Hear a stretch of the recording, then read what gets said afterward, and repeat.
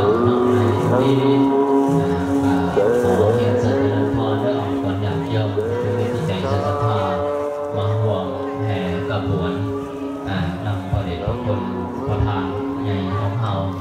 ที่เป็นประมุขสงฆ์เป็นประมุขสงฆ์ใน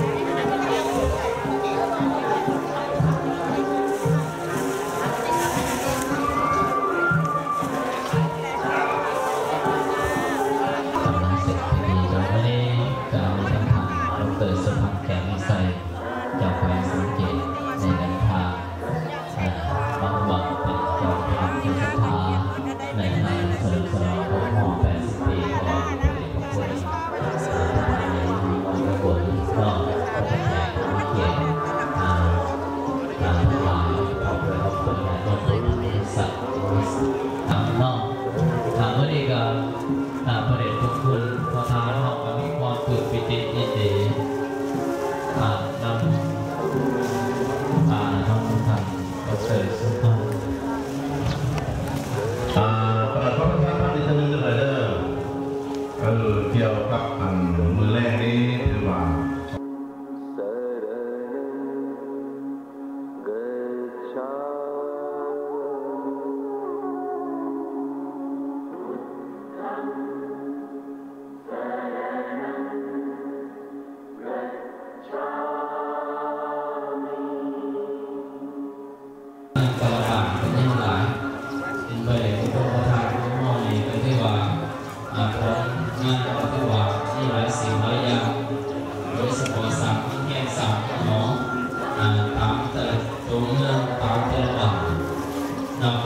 ไป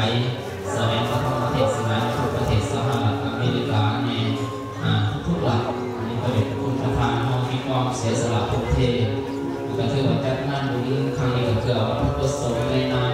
ศิษย์ลูกศิษย์ลูกหาขอบในตัวอย่างน้องก็แสดงถึงความถึงคุณและยุทธาวิธีต่อไป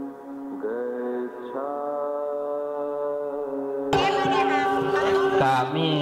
ที่เป็นเจ้าภาพหลักๆสลับในการถวายอาหารเนาะในงานพระเดชพระคุณประธานก็มีบริษัทดาวเมืองบางฐานพิสิทธิ์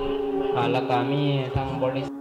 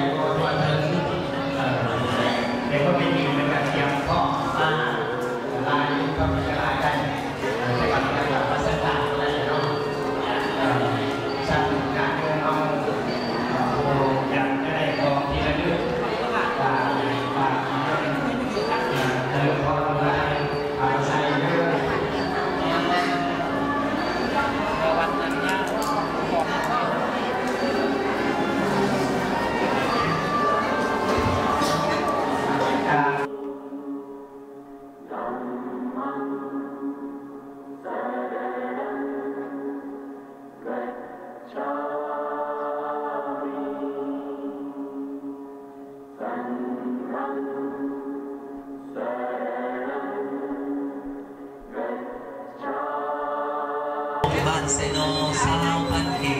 พ่อลูกบ้านเซโนสาวพันกีแม่ออกพ่อออกโจมน้องออกโจมบ้านเซโนสาวพันกีแม่ออกนครเพชร10,000 กีแม่ออกสวง10,000 กีแม่ออกคันทะเลเซโน10,000 กีแม่ออกกองสิง10,000 กีแม่ออกทุกคม10,000 กีแม่ออกทองปาน100,000 กีแม่ออกแม่มเนาะ100 บาทแล้วก็แม่ออกจันทีบ้านจอมแก้วเนาะ10,000 กีแล้วก็แม่ออกบางอ้อนเนาะบ้านดงหนองขมบางโมทนาหนุ่มเฮาอยู่20,000 กีแล้วก็แม่ออกน้อยบ้านหัวเมือง200 บาทสาธุกันชูเด้อเด้อนะอะไรเลยกัน